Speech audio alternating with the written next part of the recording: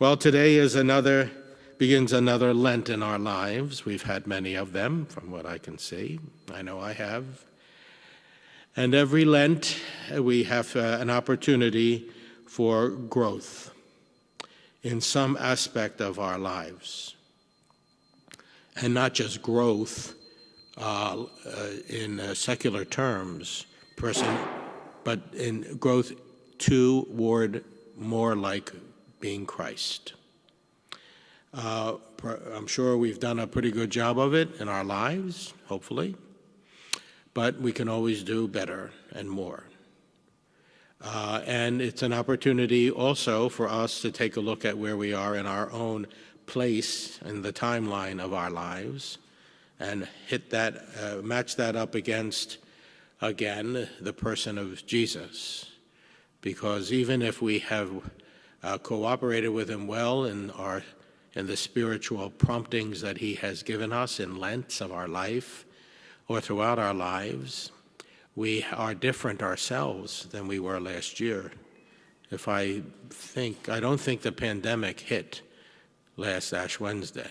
So, we're still going through our firsts. And look how much has changed for us personally or in our families and certainly in the world. But all that being said, we are different because of it in some ways.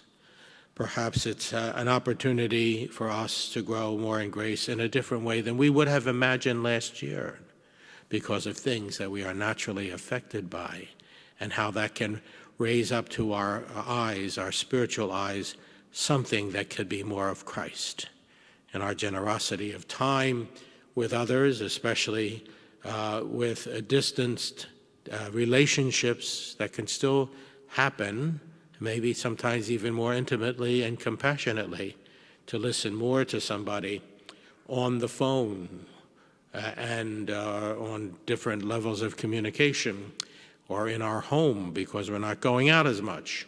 That's a generosity of time that we otherwise would not have if we were going about our business in a non-pandemic world. So not only are we different a year later, but everything else is different a year later, and there is growth in some of those things. And so our Lenten practices can very well be and should be made in the image of what can help us best to be more and more like Christ in our time and our talent especially. Let us pray for a realization of what we could do differently and pray that we will be able to make this a good Lent again in our lives.